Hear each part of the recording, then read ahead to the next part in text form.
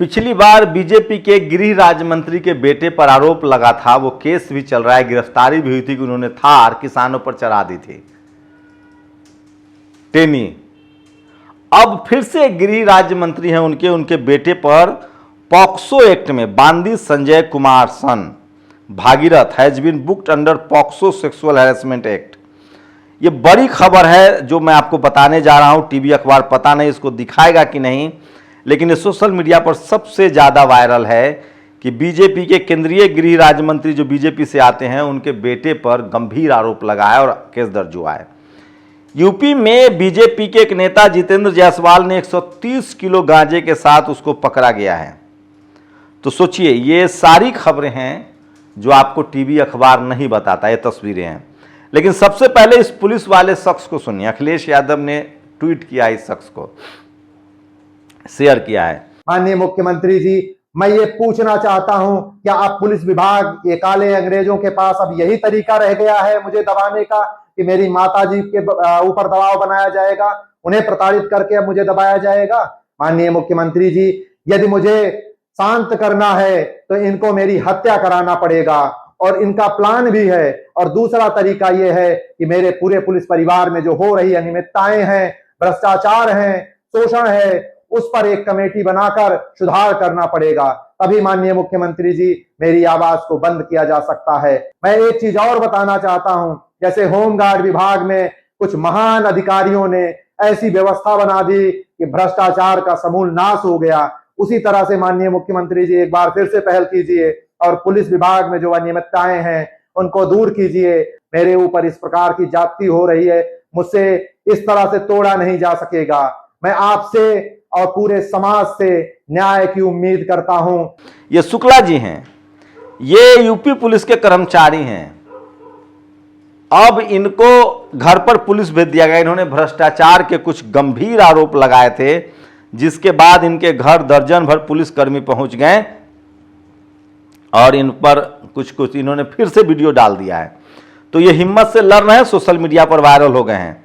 तो इस सरकार से आपको हिम्मत से ही सवाल पूछनी पड़ेगी। अब यह है प्रयागराज के छात्र सुमित, हाल में एसआई की परीक्षा पास किए हैं। इंस्टाग्राम पर अपनी वीडियो के जरिए प्रयागराज के भ्रष्टाचार को दिखाते हैं। कल रात पुलिस ने सादी वर्दी में सुमित को उठा लिया। करीब 10 घंटे बाद पता चला पुलिस ने उठाया है। ये वीडियो सुन लीजिए इनका। ये कह रहे हैं कि हम फिर वापस आएंगे और फिर सरकार से सवाल पूछेंगे। आप बता दे, अगली बार कोई मेरे घर घुसा बिना वर्दी के तो मैं भी 2 टुकड़े में, सामने वाला भी 2 टुकड़े में, ठीक है? बैठो बैठो बैठो बैठो। और डरना नहीं है किसी से भी, कोई डरा है। कितना मांगा पैसा तुमसे इन्होंने? अभी निकलूंगा, हमारा अनशन में बैठूंगा मैं। हाँ, कितना पैसा? सब साथ है भाई, सब साथ है। तो ये तमाम खबरें ऐसी है जो मैं आपके लिए लाता हूं और यही मैं बार बार कह रहा हूं कि ये तमाम जो खबरें हैं वो बहुत ज़रूरी है इस देश के लिए, ताकि आपको ये सारी खबरें पता चलें। तो ये तमाम खबरें हैं और ये सुनिए, ये बिहार है। बिहार में टीचरों की भर्ती के लिए, नौकरियों के लिए छात्रों का एक बड़ा प्रदर्शन हुआ था, बड़ा प्रदर्शन। उसमें से ये वीडियो देखिए। 4 छात्रों के, छात्र नेता थे, इनको जेल में डाल दिया गया। ये पहले नहीं होता था कि आप आंदोलन करें, मिशन मूवमेंट करें, सरकार आपसे बात करती थी, फिर नौकरियों की बात होती थी। लेकिन अब है कि जो इस आंदोलन के पीछे उसको अरेस्ट करो। अब खबर दिखाने वालों को भी अरेस्ट कर लिया जाता है। लेकिन हम लोग चूंकि सोशल मीडिया पर वायरल है इसलिए दिखा रहे हैं। तो अब उसके पक्ष में देखिए, दरभंगा में जो कल गिरफ्तारी हुई, पहले विंडो में देख रहे हैं, दूसरे विंडो में दरभंगा में छात्रों ने बड़ा प्रदर्शन किया और मांग की है कि उनको छोड़ा जाए। ये तस्वीर देखिए, ये हैं मंत्री, गृह राज्य मंत्री के बेटे। इन पर गंभीर आरोप लगा है। पॉक्सो एक्ट में इन पर एफआईआर दर्ज हुआ है। यह एक और बीजेपी के यूपी के जितेंद्र जायसवाल, इनको 130 किलो गांजे के साथ गिरफ्तार हुआ है। लेकिन सवाल है कि देखिए, ये तो सरकार आती है, भ्रष्टाचार होता है और लोग करते हैं भ्रष्टाचार, लेकिन जब सरकार के नेताओं के खिलाफ पहले लोग खबर दिखाते थे, कार्रवाई होती थी, सरकार सचेत रहती थी। तो देश के गृह राज्य मंत्री बांदी संजय कुमार के बेटे पर एक नाबालिग लड़की से रेप के चार्ज लगाए गए हैं। करीमनगर में केंद्रीय गृह राज्य मंत्री बांदी संजय कुमार के बेटे बंदी साई भागीरथ के खिलाफ पॉक्सो एक्ट के तहत मामला दर्ज हुआ है। ये सोशल मीडिया पर वायरल खबर है, पता नहीं कार्रवाई होगी कि नहीं होगी, लेकिन सबसे ज़्यादा सोशल मीडिया पर ये खबरें चल रही है, वायरल है, जो मैं आपको बता रहा हूं।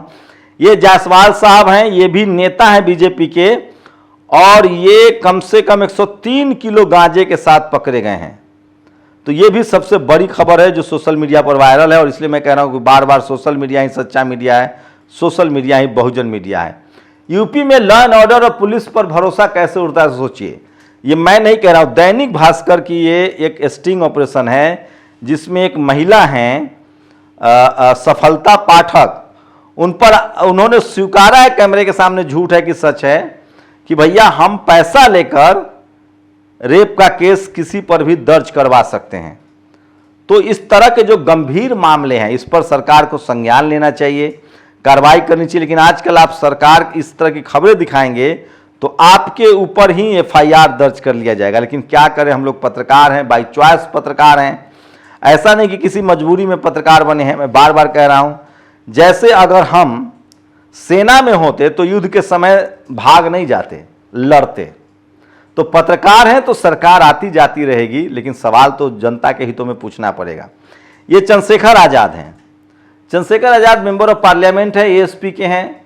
वो किसी भी पीड़ित परिवार से मिलने जाते हैं तो उनको नज़रबंद कर दिया जाता है, उनका हाउस अरेस्ट कर लिया जाता है। अब सवाल है कि नेता कहाँ आखिर पीड़ित परिवार से मिलने जाएगा कि नहीं। चंद्रशेखर आज़ाद जी ने प्रशासन से पूछा 3-4 साल का सबूत दो, क्या किसी और समाज पर लाठीचार्ज हुआ है।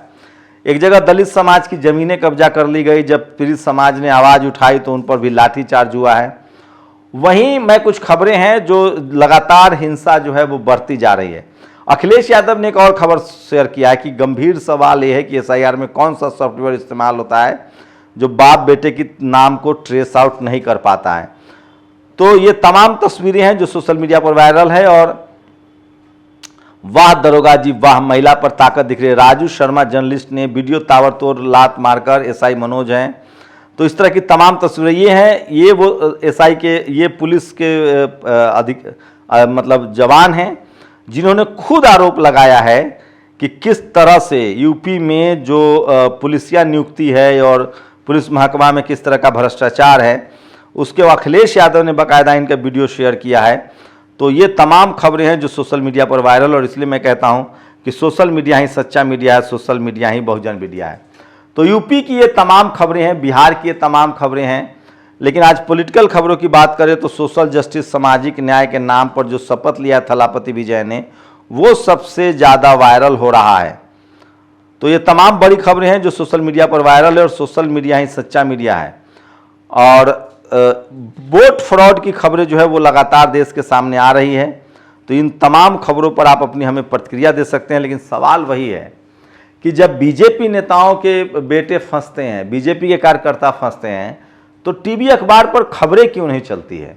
आप सोचिए, यही कोई विपक्षी दल का नेता होता, उसके बेटे आरोपी होते हैं, तो क्या टीवी अखबार खबरें दिखाता कि नहीं। और ये कितना सही है कि आप छात्रों को अरेस्ट कर लें, मजदूर प्रदर्शन करें तो उन्हें अरेस्ट कर लें, छात्र प्रदर्शन करें तो उन्हें अरेस्ट, छात्र नेताओं को ऊपर अरेस्ट कर लें। आधा दर्जन से ज़्यादा मजदूर नेताओं की जो है गिरफ्तारी हुई है क्योंकि प्रदर्शन हुआ था। अभी यूपी में हापुड़ में सोचिए किस तरह के महाराणा प्रताप जी की जयंती पर जुलूस के दौरान फिर से हंगामा हुआ। तो ये सारी खबरें नहीं चलेंगी तो प्रशासन कैसे कंट्रोल करेगा। दरअसल खबर को दबाकर आप बहुत दिनों तक समस्या से निजात नहीं पा सकते हैं, समस्याएं बढ़ती चली जाएंगी। गैस की कमी है, एलपीजी की कमी है, तो युद्ध की वजह से है। तो मैं फिर कह रहा हूं कि समस्याओं को निजात दिलाने का, पत्रकारिता को रोककर आप समस्याओं का निजात नहीं दिला सकते हैं। और सवाल है कि खबरें इसलिए रोकी जाने में सरकार सक्षम है क्योंकि जो इस देश की जो संस्थागत मीडिया हाउस है, टीवी अखबार, वो उसका सरोकार नहीं है, वो सरकारी, उसकी वजह है जाति। इस देश में जो टीवी अखबार की जाती है वही सरकार की जाती है, वही आरएसएस की जाती है। उनको लगता है कि हमारी सरकार है। पहले उनको लगता था कि कांग्रेस से तो फिर भी सवाल पूछे जाते थे, विपक्षी दलों से तो फिर भी सवाल पूछे जाते हैं, और दलित पिछड़ों की तो पूरी धज्जियां उड़ा दी जाती हैं। लेकिन सवाल है कि आरएसएस और बीजेपी की सरकार से क्या रिश्ता है, क्यों नहीं सवाल पूछे जाते। तो इसका ये जो रिश्ता है ये जाति का रिश्ता है, हिंदू तो सभी दल के लोग हैं, ममता बनर्जी भी हिंदू हैं, नवीन पटनायक भी हिंदू हैं, अखिलेश यादव, तेजस्वी यादव भी हिंदू हैं। लेकिन वो तभी तक ठीक है जब तक वो सेवा के काम में रहे। जैसे वो सत्ता में जाएंगे तो टीवी अखबार में मैं बार बार कह रहा हूं कि चपरासी से लेकर चीफ जस्टिस तक जब एक ही जाति के लोगों की प्रधानता रहेगी, ये देश धर्म प्रधानता नहीं है, धर्म प्रधान देश नहीं है, ये जाति प्रधान देश है। आप किसी भी धर्म में हो सकते हैं, अगर आप SC ST OBC किसान अल्पसंख्यक हैं तो आपकी मुश्किलें बढ़ेंगी, क्योंकि आपकी जो भागीदारी है चपरासी से लेकर चीफ जस्टिस तक वो नहीं है।